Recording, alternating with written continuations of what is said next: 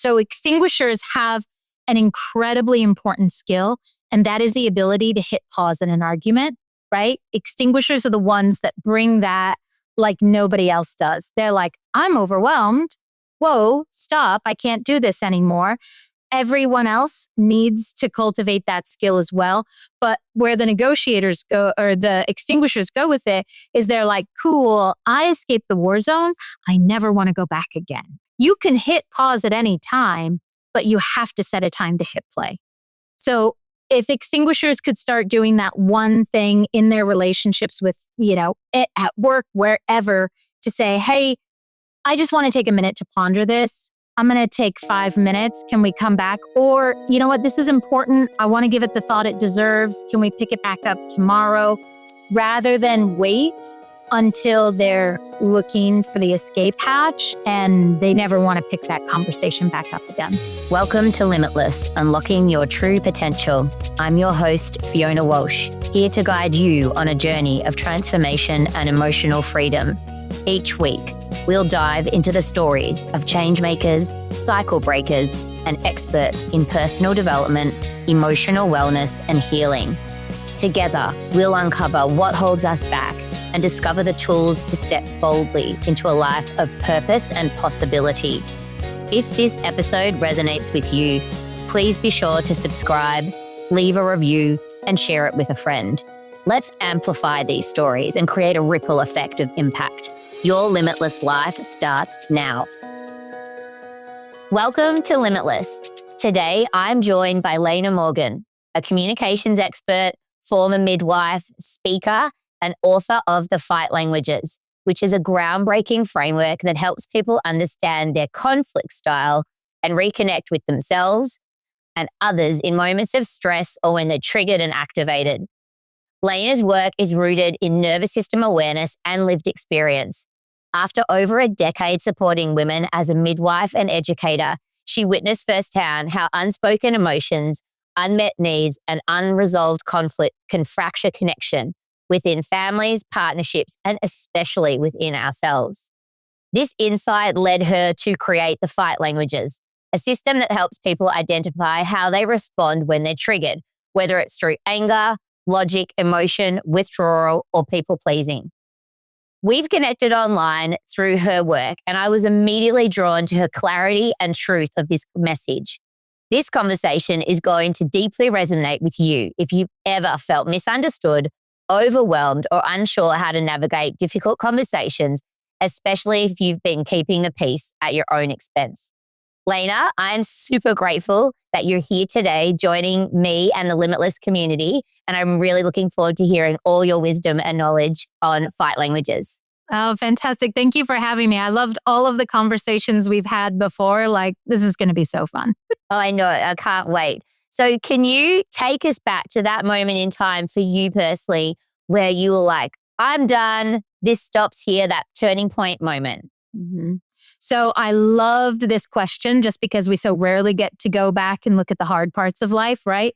And I was really drawn to one moment in particular because we often have these, I'm done, it's over, I'm pivoting my life moments.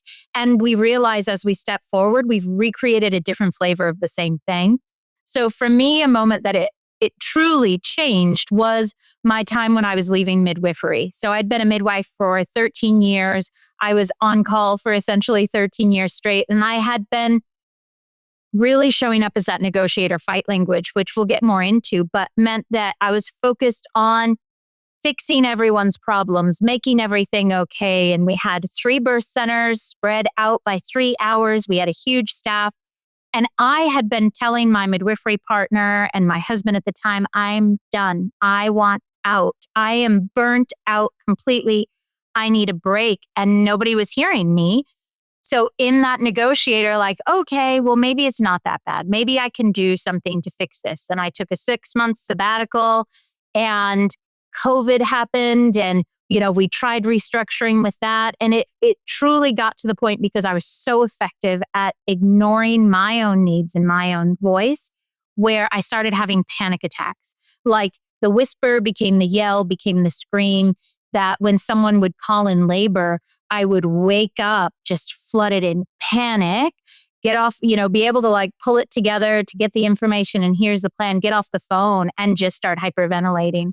And that was the moment where I was like, what am I doing?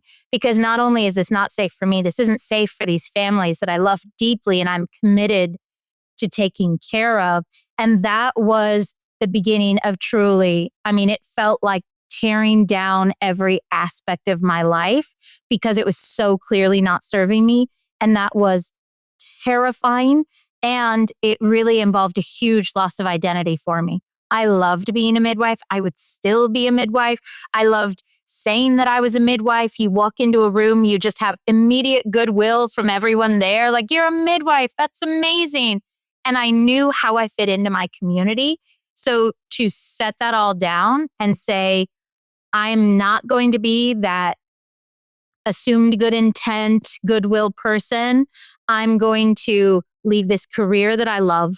I'm going to not have any idea how I'm going to make income, have no idea where I fit into this community of people anymore, and rebuild this all. That for me was, that was the pivot of my life for sure. Yeah. And this comes up in so many of these conversations on Limitless, that the turning point happens when everything externally and everyone's telling you you do a great job or you're in this incredible role and you're like in purpose in many ways. But when your internal world starts to nudge quietly and then eventually, as yours was, screaming at you in the forms of panic attacks, it's like, no, this isn't in alignment. And so, yeah, tell me about, so I think one of the most frightening things is, and everyone goes through this and we don't talk about it enough, is that we get to a point where our identity is out of date and it's time to switch gears. And it is frightening, like standing on the edge of the biggest cliff you could imagine with the ocean below. Tell me about how you navigated the identity shift from like the midwife who, everyone loved and adored to like who you are today. Not well. To be honest, I went kicking and screaming into that. I did not want to set it down because I was beloved in that identity. And in the same way that if you're in a space where you are kind of exalted by your community, people were angry and they were upset when I left that. So I didn't want to leave. I didn't want to make people unhappy. I wanted to stay in the space where I knew I belonged. So I did. I threw everything I could at it to try and stay in that space until it was like, honestly, what are you doing here? And transitioning out of that, I'm very grateful for the people I had around me who would listen to this is so unfair. This is so unfair that I have to leave this. This isn't my choice. And yet I have to leave this. So it probably took 2 years before I felt like I was standing in my life again. And that is miserable. That is miserable. I'm an Aries. I want it done yesterday. Let's go. And to give it the time it needed to unfold, it meant I was doing a lot, right? My best friend and I often ask each other, like, are you doing or are you being? Because I would spend no time in just being that new version of me, being curious about it, sitting in that space. What am I feeling? I wanted to do something to fix it, to move on to the next stage. And that was painful because you can't just do your way out of it. Yeah. And I like to call it, and it's not my term, but like it's the void between like knowing that you can no longer physically, mentally, emotionally be who you were, but you really haven't found that next level or that next identity. Yeah. Yeah. What and I really thought, go for it. Oh, I just really thought once I was setting that down, the next step would be there and clear and obvious. So I was wildly in that uncomfortable in between. I was like, why isn't it showing up now? Why don't I feel better now? Yeah. And in that void time, what types of help did you pull in, like from friends, family, and like paid help in terms of like healers or therapy? What did that look like? Mhm. What did your support team? How did they help you get from, through the void to where you are now? Yeah. So I was big on like who has the answer for me, and this is really what I was asking, and the answer I got was we don't have the answer, but we'll help you ask yourself the questions. So I was absolutely in therapy. I had a business coach who was a life coach, and then we were focusing more on business stuff because I was like, what do I do with my life now that I'm not doing what I thought I was going to do the rest of my life? And I had a really supportive partner at the time who was like, you know, created space for me to just be spun out, and that was okay. Um, and then I spent a lot of time meditating and journaling. And to go back and read what I was writing at the time, I mean, it's very self pitying. It's very like, oh, poor me that I have to go through this. It's only with years of, perspective that I'm like, wow, you really missed out on a lot of the opportunity that was there because I was so focused on where is the answer that's going to fix this?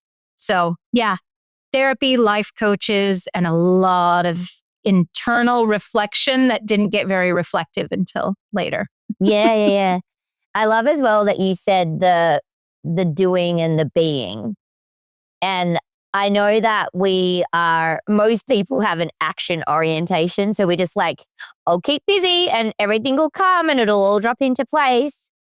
And the discomfort can actually be in the being because you actually have to sit with yourself and your thoughts and get really honest with like, who am I?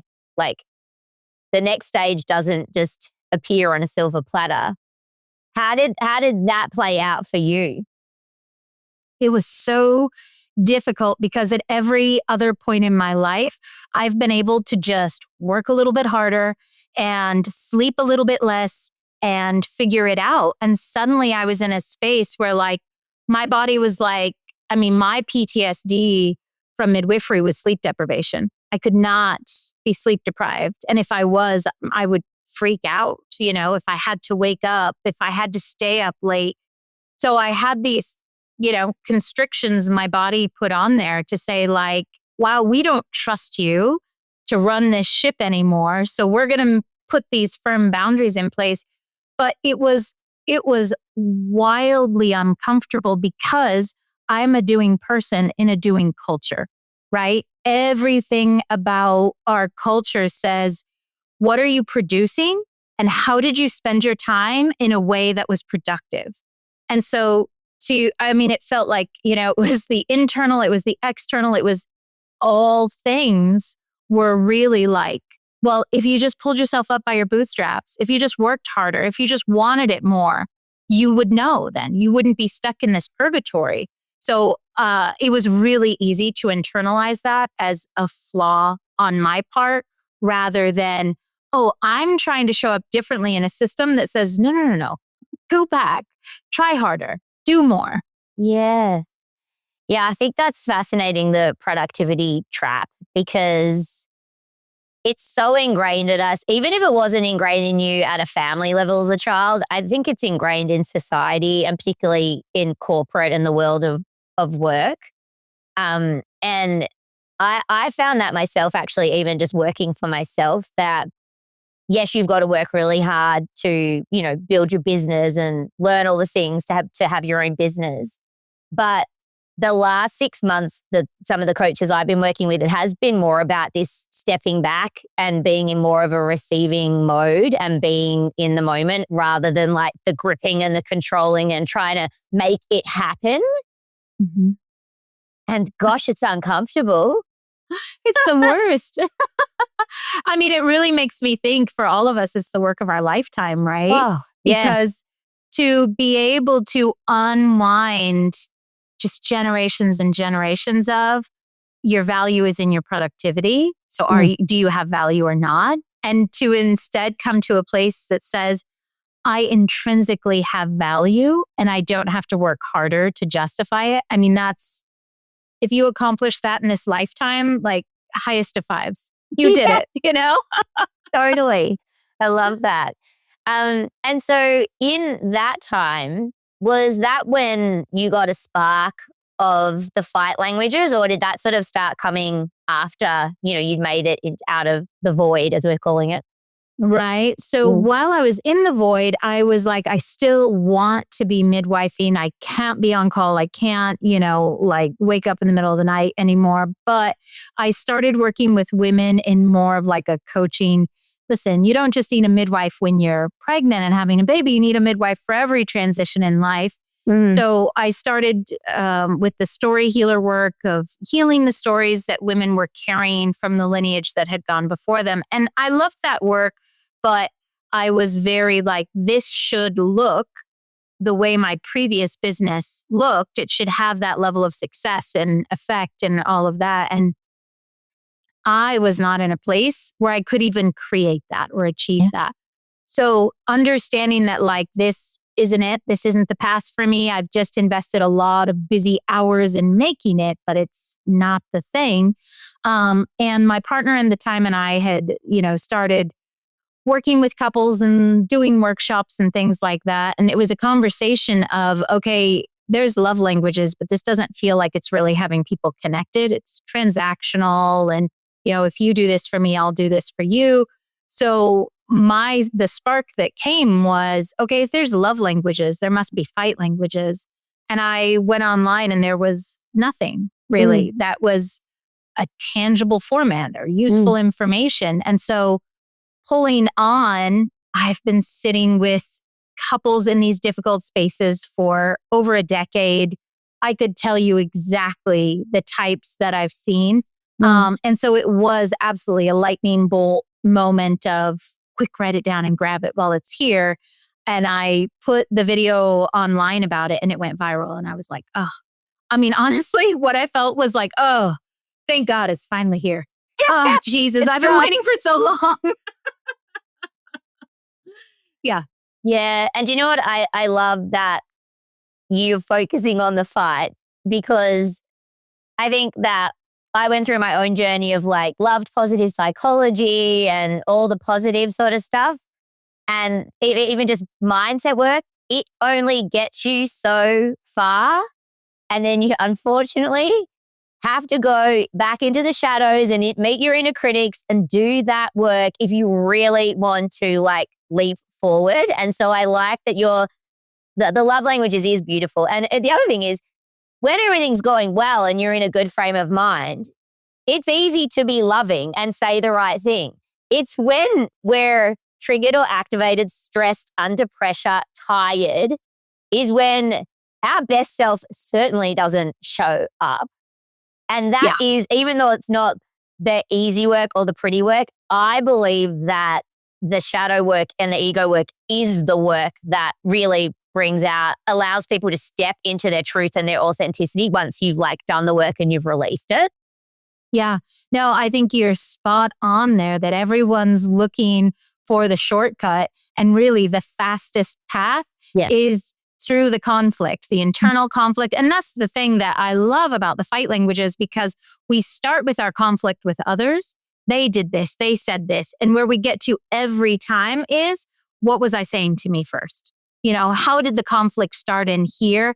And then I had this external version of it. So, it's that fast path to connection, to meaningful communication, to understanding ourselves better, to understanding this other person in a totally new way that has them actually feeling seen. It is such a faster path to understanding. Yeah.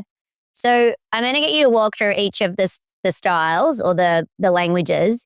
But first, I wanted you to just like set the scene a little bit for people around like, what are the fight languages? And from the work that you've done with people and people who have read book and the feedback you've heard, like, where do they really deeply resonate and land with people who are like, oh, wow, the big ahas, the insights that they get from your body of work?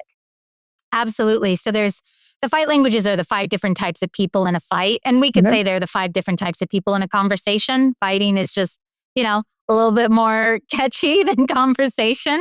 Yeah. and it's a faster way to better communication. So these 5 different types of people have very different core needs that they're trying to get met through their conversation. And the aha moment comes because we assume everyone's trying to get the same thing that we are, right? It's so easy to, well, my needs are their needs, and I'm giving them what I would want in this conversation, and they're just still unhappy. Well, now I'm defensive and I'm frustrated and I'm not having any sort of meaningful communication here. So the aha is always when they have a better understanding of their own fight language because they finally get why they've been showing up this way in a conflict since they were kids. Yes, since it always they were goes little. back to childhood. Yeah. Always. And then, we get that second light bulb when they're like, oh my gosh, that's what this person was trying to say the whole time? I had no idea. This is a totally different conversation than I thought we were having. So that's why I refer to it as translating, right? Because it really is. This person is truly speaking a different fight language than you are. And if you can translate it, now you're actually hearing what they're trying to say.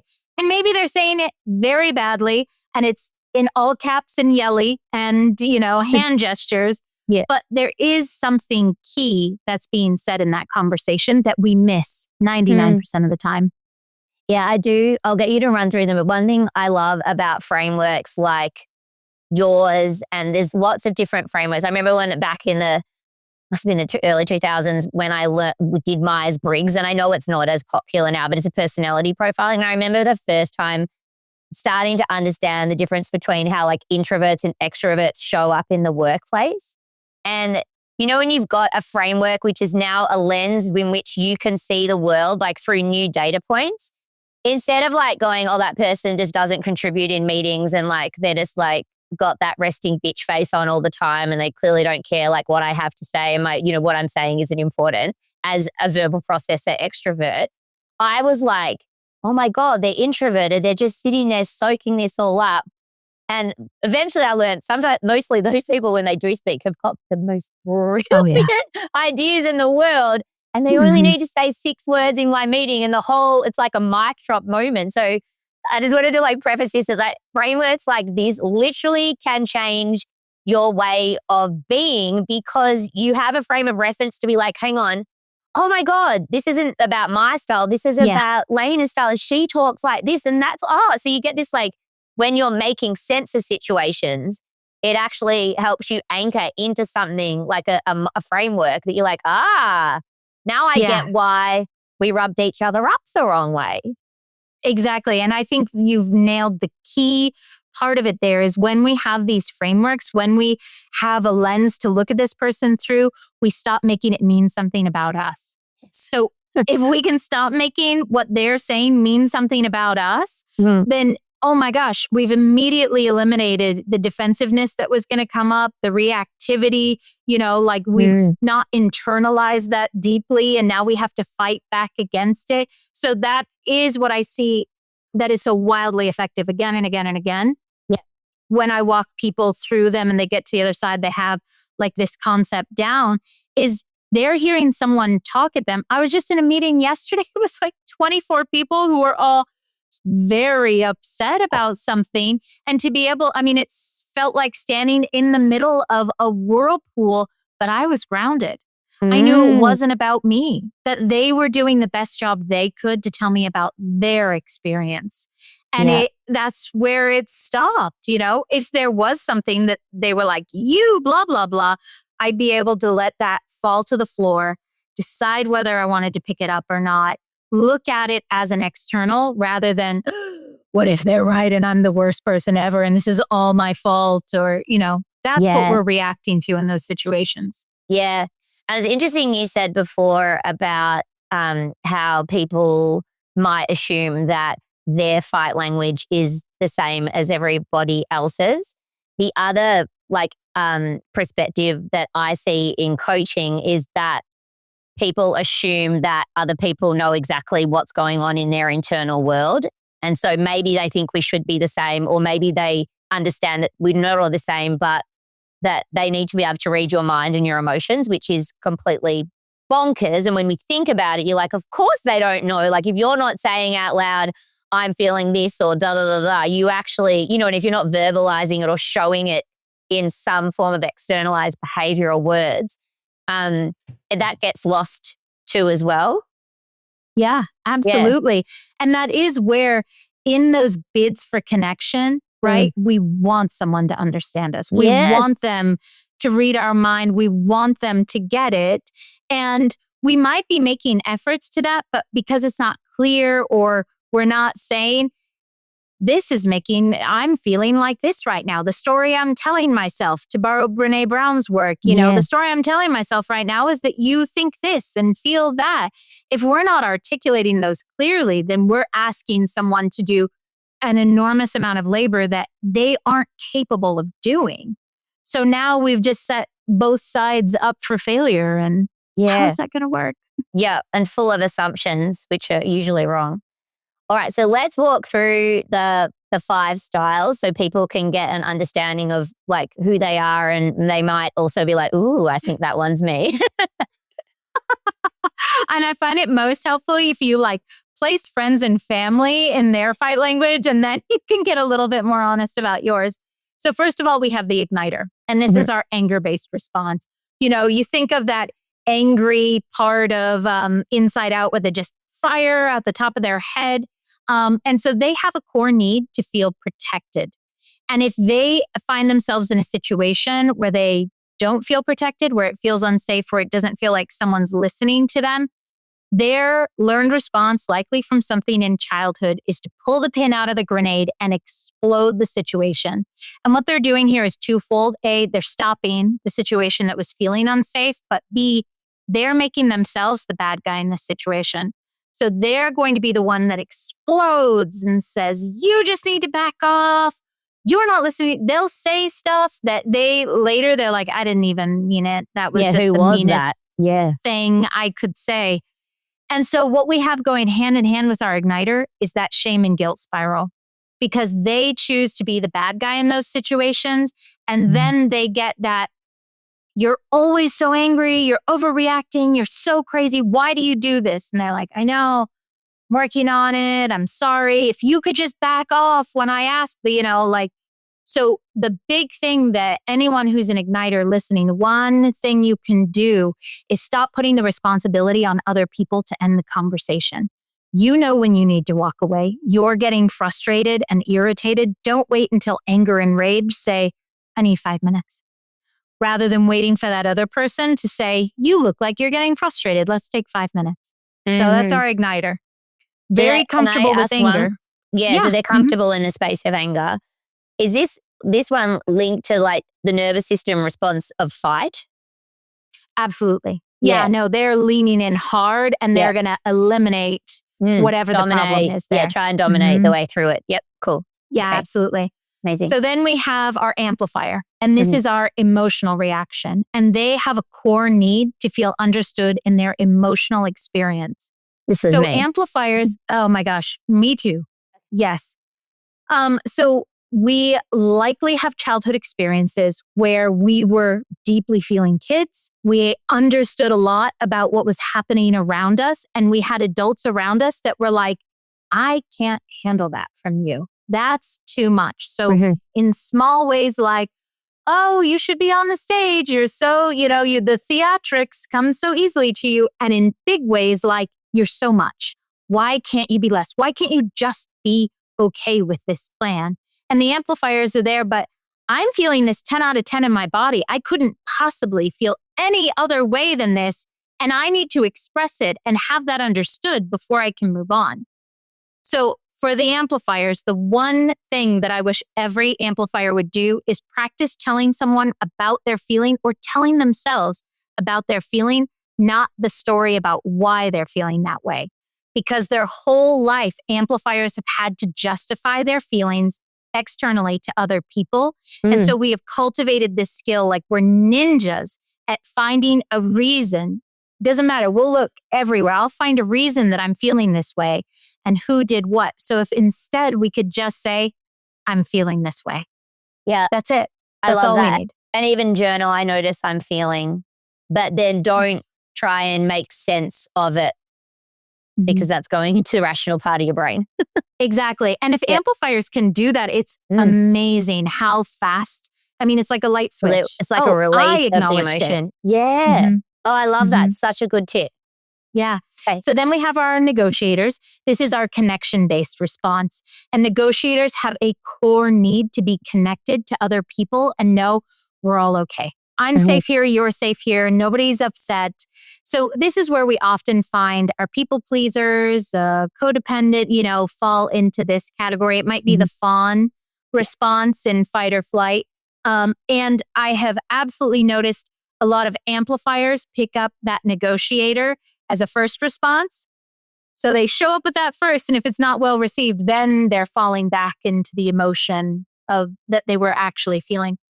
So negotiators just want to fix it. And they'll go about this in a lot of different ways. They can minimize the experience. I really don't think it's that big of a deal. Or they can try to logic through the experience. I think you just misunderstood. I don't think that's what they meant. They can, bring humor or sarcasm in, like try to lighten the mood. It's not so big, and that's not such a big deal. But in their need to have it resolved and know that everybody's okay, these can be people that will apologize excessively. They might just take the blame for the, you know what, you're right, this is totally my bad. I'm sorry, just to end the conflict. So they learn this skill early on, right? If I can be the one to flex to everyone else, we get back to equilibrium faster. It doesn't matter that I'm out of whack. I can push that back. I can just be here and everything's fine. So for the negotiators, the one thing that I think is so wildly helpful is to realize it's not your job to fix things. That thought alone, things are uncomfortable right now. Everyone's going to resolve it. We will get past this. And I don't have to elevate myself into that role of being the fixer right now. And then if they wanted to take it a step beyond, we could say, not only do you not have to fix it, but even if you messed up, it doesn't mean anything about you. You're just a human doing human things. Because those are like, I'd rather pull my skin off than sit in that space for the negotiators. Yeah. And I can see how the negotiator really traces back to like childhood. If you were in a family where you were the one who tried to iron out the tension or the conflict, either above you or adjacent to you. And a lot of, like, I call myself a reforming people pleaser, but like reforming is still, I don't know if it's ever going to go away. But but like this one really resonates because in conflict, I would always, if people need to, some people, and I'm sure this is coming through, like the people who need to have it out, the igniters need to let it out. Whereas I'd be like, I think if we could all just like calm down and we're all going to be fine and we're going to come to a solution. And like, it's really interesting because now I understand that if I'm in a fight with the igniter, I'd really be suppressing what they actually need to do. 100%. 100%. Instead of trying to smooth it out, of actually strangling their response. So it's like, I'm just having some like moments of like, see, with the discomfort, like, yes, it doesn't mean anything about you. Yeah, they're not about you. At you. This is their feeling that they're going to express. So for the igniter to be aware of, do I need to go in the other room and just like silently scream? Yeah. But for the negotiators, say, you're angry. Okay, that's yours. And I'm not going to take that away from you. I'm not going to try smothering this volcano until it erupts in such a way that I couldn't possibly smother it anymore, which is what tends to happen between that igniter negotiator dynamic. Yeah, I mean, it's amazing the skill that negotiators have to try and make things okay, and the way it gets used that just leaves everyone feeling minimized in the experience.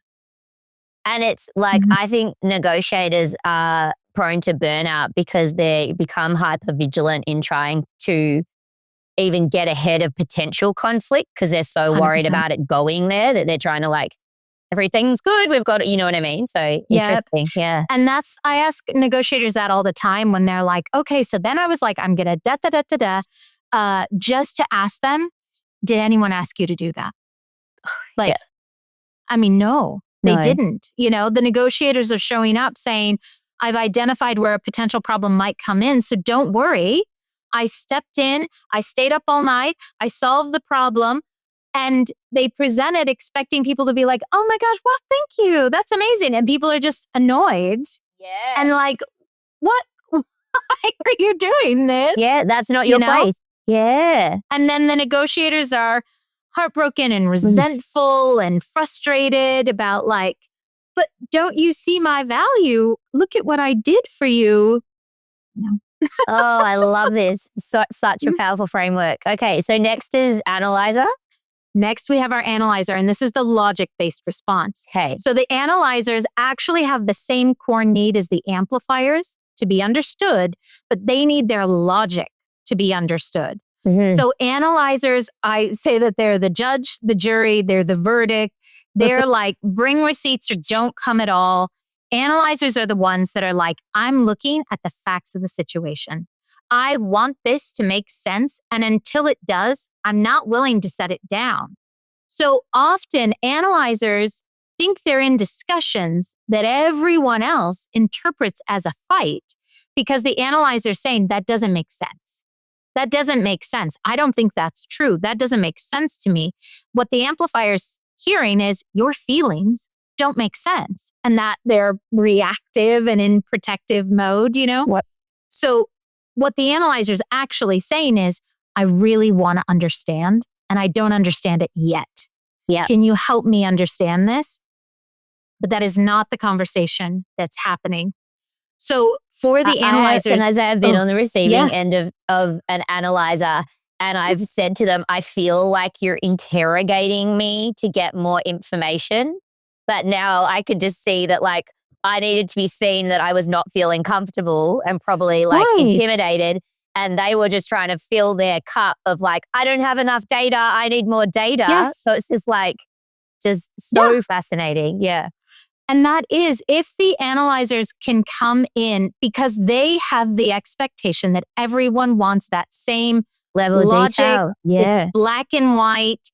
Everybody wants the justice the same way I want the justice. And that simply isn't true. The amplifiers over there saying, it doesn't have to I don't need it to make sense because I know how I feel. I feel like this. That's all the information I need. So for the analyzers to realize that not everybody's having the same experience and it doesn't have to make sense to the analyzer to be valid. Which every analyzer listening to this was like, I'm going to claw my eyeballs out right now. Are you kidding me?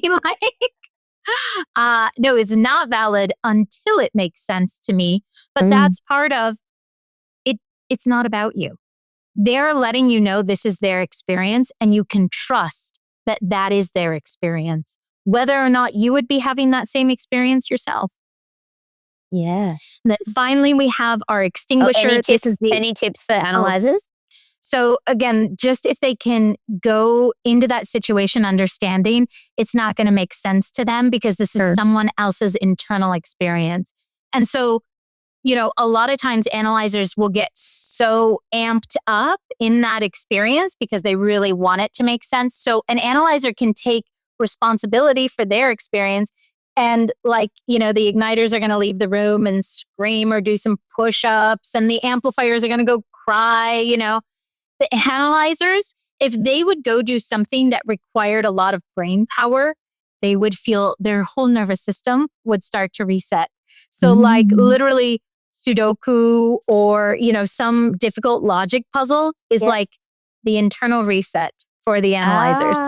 So someone I worked with last year when I was contracting, when they needed like downtime, they would go and build like Excel spreadsheets and do modeling and stuff. And they were like, oh my God, I've got a day at home doing this. And I know that they would just like, and I always was like, so interesting that that's because they would be an analyzer because that's how they regulate and then, so that they can come back.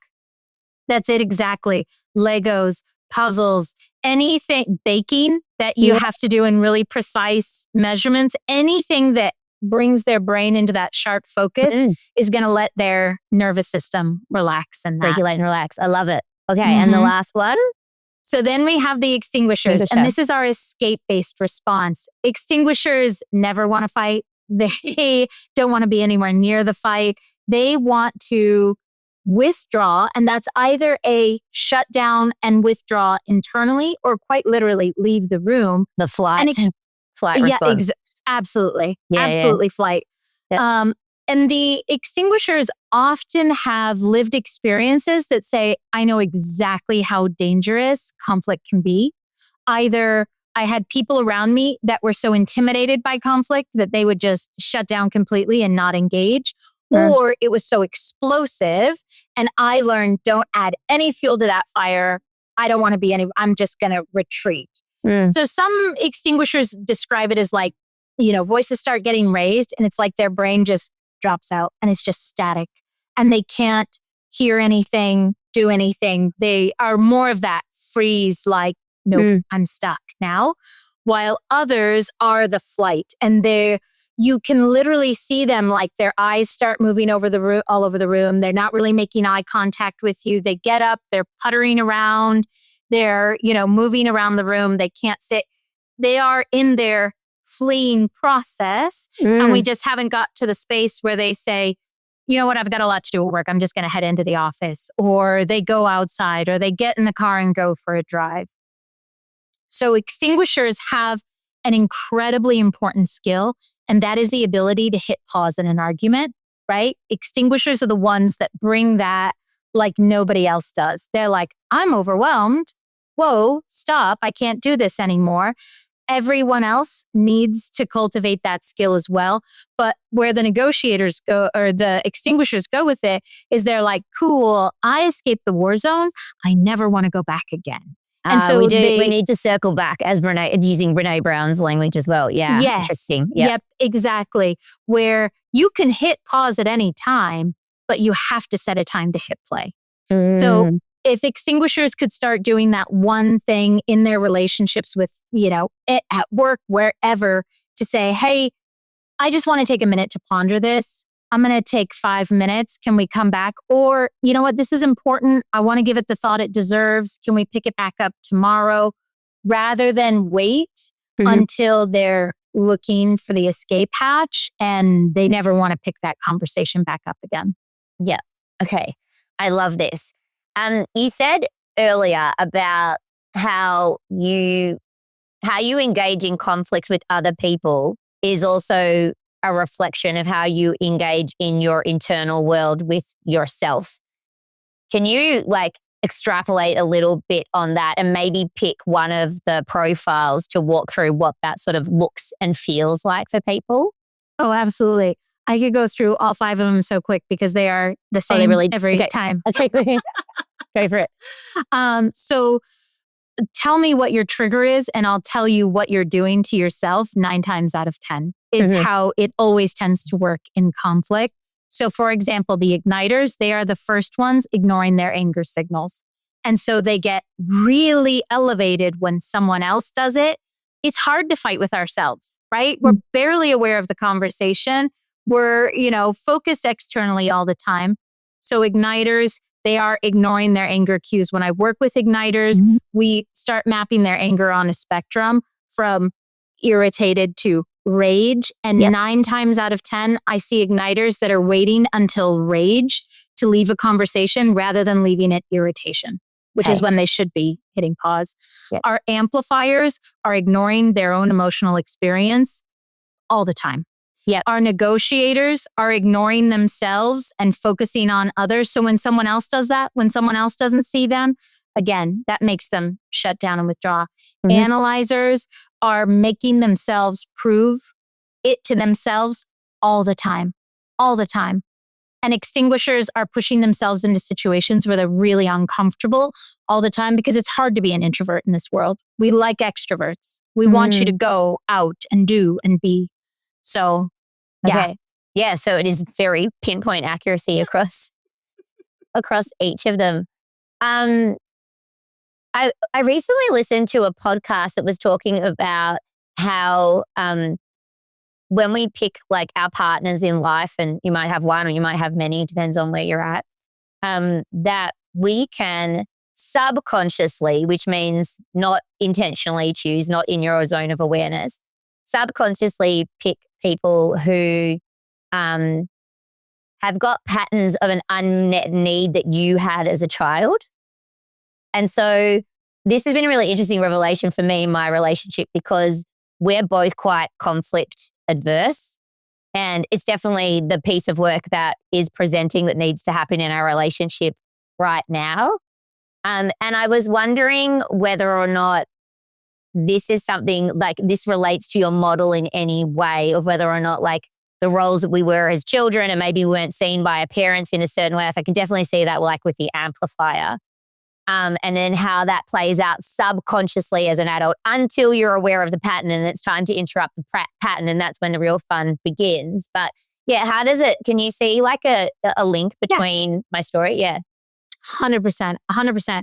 So if I have a couple coming to me and, you know, one partner saying they do this and, you know, I always react and I will often ask which of your parents had that same fight language. Because we tend towards what's familiar, right? We like familiarity. Biologically, we want what's familiar because we know we have a higher likelihood of surviving. So you meet this person who reacts in a certain way and it's absolutely happening on a subconscious level. You say, I know exactly how to deal with that. I've been doing that for the first 20 years of my life. Yeah. Oh my gosh, that's so easy. It's not healthy. It's not productive, but it's familiar. And so if we can start to have awareness of the things that feel comfortable to us, we would have a lot of information about the old patterns that we're repeating in that space. So I like to say that we either repeat or reject the patterns we were given, right? So maybe you had a parent that was an igniter and you hated it, right? It was awful and they erupted and you never knew when it was coming and it felt really unsafe. So as an adult, either you're becoming the igniter, you're repeating it, you're finding a partner that's an igniter because subconsciously it feels comfortable and you know how to navigate it, or you're rejecting it. And you're like, my partner is so mild-mannered. They never get upset. You found an extinguisher because you think, great, okay, this is awesome. No one's getting angry, but we're also not working through the conflict. We've just both agreed that we're going to ignore it now and we're not going to bring it up. Amplifiers and analyzers, I often find them in partnership together because that amplifier's looking for someone logical to say that their feelings make sense, right? And the analyzer's over there repeating, rejecting patterns from childhood that say, but my logic matters. See how carefully I've thought about this. And they've got an amplifier saying, your logic literally doesn't matter. I don't care. I know how I feel. Yeah. And so do you see as well, like, you know, if you grew up, I'm thinking of a friend who, back in Australia, who's now a barrister. And I'm pretty sure his dad was a barrister. And like, I know that their family dinner conversations, like when they were at school, were just like debate. You know, like they lived in debate. I used to find in social situations sometimes, because of now I understand my amplifier, I'd be like, can we just have like just a nice conversation, and do we have to make it into debate? And I'm wondering, like, and now I look back as well, like I didn't grow up with a lot of like visible conflict in the house. And I think that that's sort of what the pattern that I'm seeing in our house. But it also means when we do have conflict that needs to be worked through, I think that we've got a low skill set because it wasn't modeled necessarily as a child. And then, so I'm wondering, are these the types, or is this more like a skill gap in terms of like, or a bit of both? I think likely somewhere in the middle, but in your friend's family, if there was an amplifier in there, they would have had a really difficult time engaging in that nightly debate, or an extinguisher, you know, the same way that everyone else was. So it's very likely that your friend has that same analyzer fight language and was like, fantastic. I love this. This is a fun game to me, versus other fight languages that would have just than having a very different, someone else could say, oh my gosh, no, my family debates for fun. I hate it. It always stresses me out. They had a different fight language. They had a different core need, and it wasn't the same experience. But absolutely, I think about that with my own kids. Every time I can have the conversation that says, conflict's okay. Yeah. We're okay in this. Here's why I know it's okay. Here's what we're going to do about it. I mean, I'm just setting them up for all their future relationships as well. Totally. And for life. Yeah. Mm-hmm. Yeah. Because I feel like there's a lot of conflict avoidant people, me being one of them. I guess, trying to keep the peace is quite often more socially acceptable than having the conflict out and letting things, go their course and not not taking it personally, just letting it, run its course, because it needs to. I mean, as adults, we don't do emotional release like we should. You look at kids and when they have a massive tantrum, like when my kids absolutely lose it, I'm just like, let them go. This is like their body needs to let it all out. But when was the last time an adult had a tantrum like that? Like, I don't remember. So. Absolutely. No. So there's a few things there. One, none of us are taught how to fight, how to handle conflict as children. Yeah. We're either told, let it go, be the bigger person, don't be so petty as to need to deal with this. Or we're told, end the fight, be the bigger person, squash it. Don't let them disrespect you like that. You need to handle this. So we're given these two extremes, end of the spectrum there, on how we're supposed to handle conflict. And none of it involves honoring your experience and understanding someone else's. Yeah. So there's miles to go. And then, we carry that into adulthood where we're in professional settings and we're just swallowing it down. We're not comfortable saying, hey, I want to talk to you about this. I feel like I must be missing something here because this isn't making sense to me the way it makes sense to you. So let's talk about this. We're so conflict avoidant that it's like, unless this is a hill I'm willing to die on, I'm going to let it go. And there's very few hills I want to die on, or we've all seen those people where it's like, why do they have to make everything into a fight? Yeah. And so we just don't have an easy path to navigate through there, when really, if we could approach conflict as it's a form of communication, there's a lot of valuable information there, and it's actually neutral. It's not good. It's not bad. In the same way, like all of our communication, it's neutral. It's what's the information are we conveying? What are we better understanding about the situation? How are we feeling more understood? That's the goal. Yeah. When you think about how we inherit like patterns and programming from our parents and then also like grandparents and things like that, do you think that your model would have stood up like 20, 30 years ago? Or do you think that the roles are evolving as like consciousness and generations evolve? I think they would have stood up. I think we would have had less honesty about what someone's fight language really is. Because I think we had an even higher degree of conformity, which says, if you're a man, you're an analyzer, you're an igniter. That's it. If you're a woman, you should be a negotiator. You might be an amplifier. We're trying to forgive you for that. Tone down your amplifier, though. Exactly. We don't like it here. Yeah. This makes us uncomfortable. And so I think now, socially, we have more room for accepting people in, the unique version of themselves. We have less of a very narrow window that people have to fit into. But I will say, nobody's comfortable with the igniter's anger yet. Nobody's comfortable with the amplifier's emotions. Nobody's comfortable with the extinguisher's need to hit pause and go slowly through the discussion. We want things to be fast. We want everyone to be okay, and we want it to be over. Yeah. So what's your advice for people? Like, now they've got the framework and they're maybe thinking about they're catching up with a friend on the weekend and they're like, I'm pretty sure they're at Extinguisher or something like that. What's your advice for people in the moment when they start to like practice this, like putting this new awareness into real life situations? What's some things to be aware of? What are the things that catch people out? What do you suggest?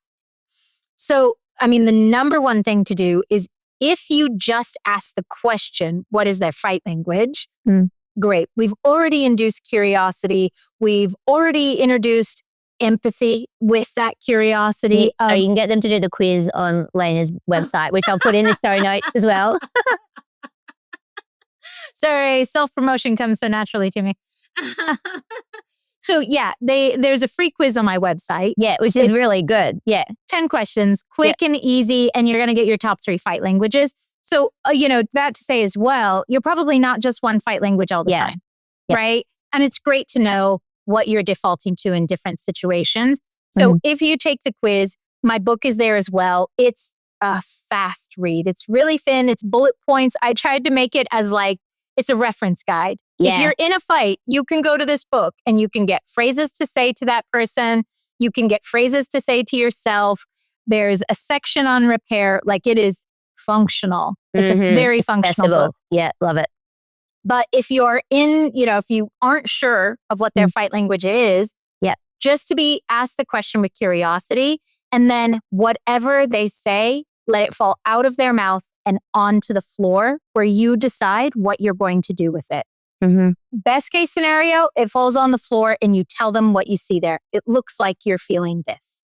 It looks like you think this. But if you could do those 2 things, what is their fight language, and let it fall on the floor, every conversation in your life would improve. Every one of them. I mean, it's incredible.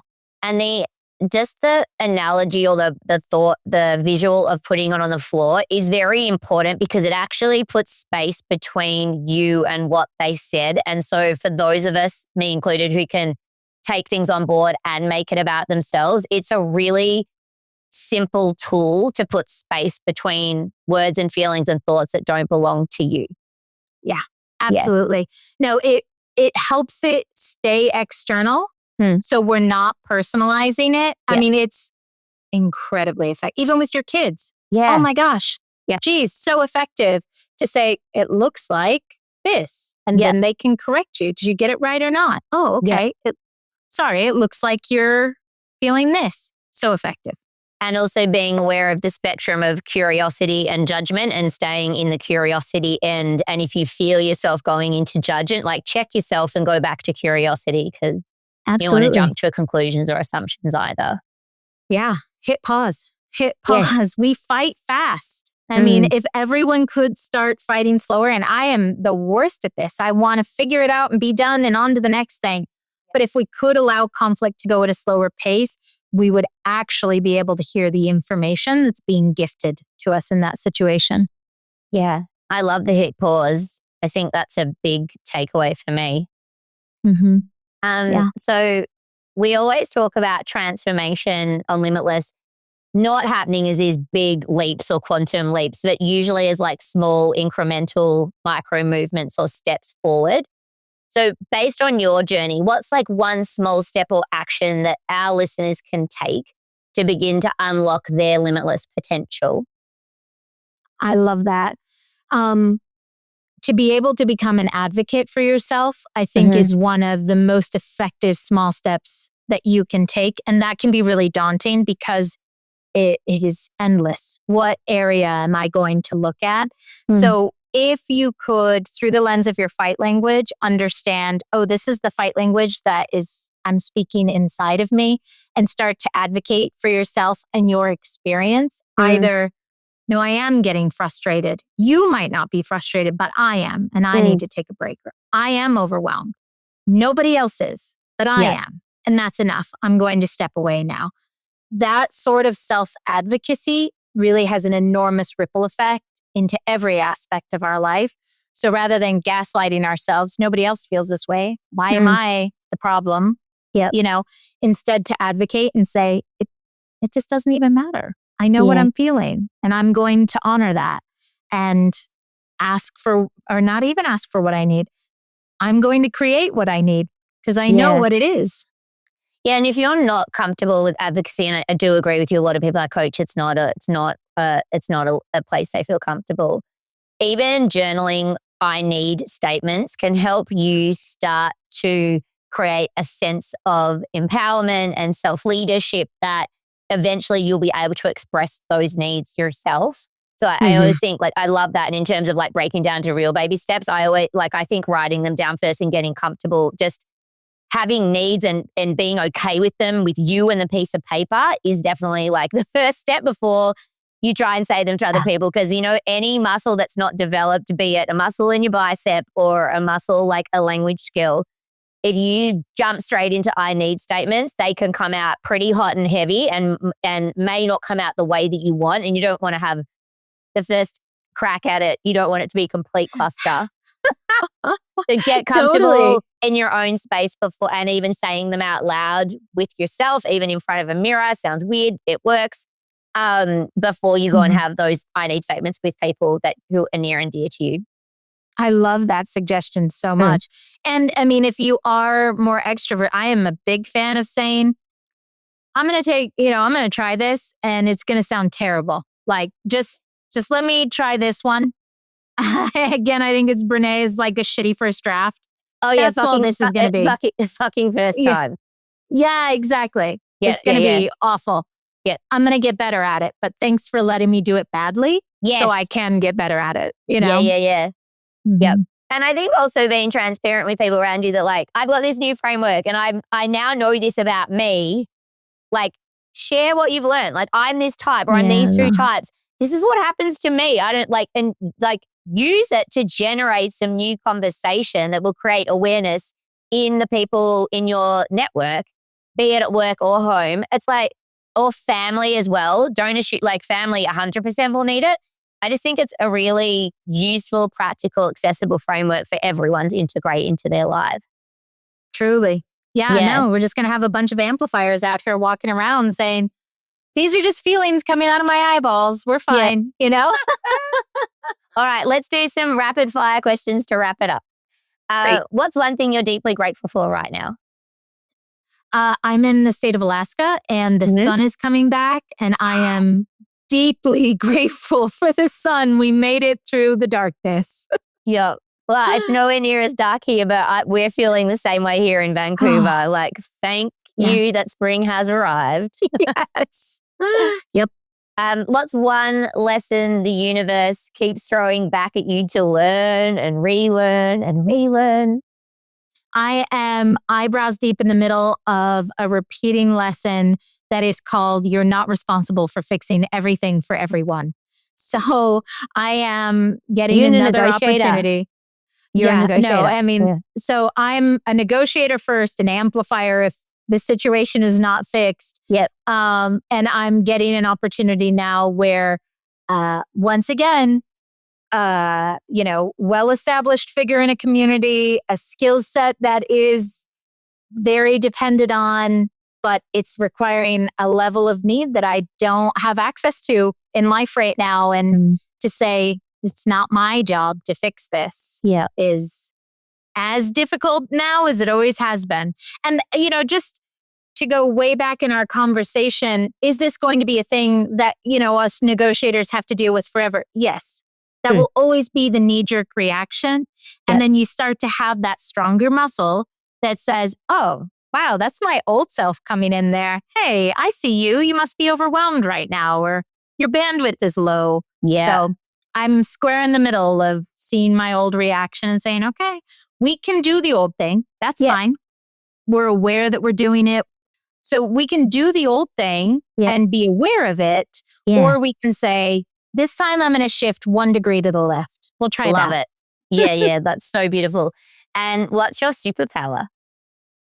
Emotions are my superpower. Hands down.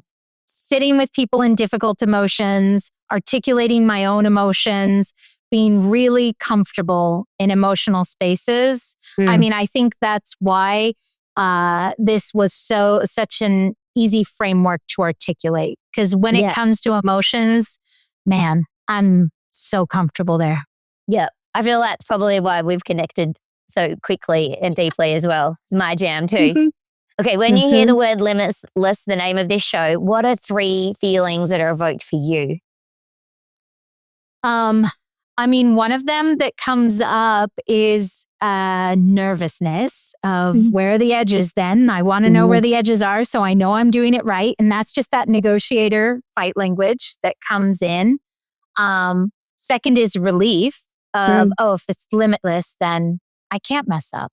There's no end to it, you know? Yeah. And third, I would say hope that we're always turning over a new leaf. There's always a new corner. We're never like wherever we are today, this isn't stuck. This is just a phase and this is going to shift as well. Yeah, I love that so much. And finally, if you're having a bit of a funky time, low mood, what's a song that you love to put on to lift your vibration and change your mood? That's awesome. And you are so an amplifier because that is like one of my go-to for any amplifier. Yeah. Like have your sad song playlist, have your happy song playlist, have your, this is the emotion that I'm feeling. Here is the music that matches it. So that is perfect. I've been playing the Lola Young song a lot, Messy. Yes. Because I'm like, yeah, absolutely screw anything that says this needs to be pretty while I do it.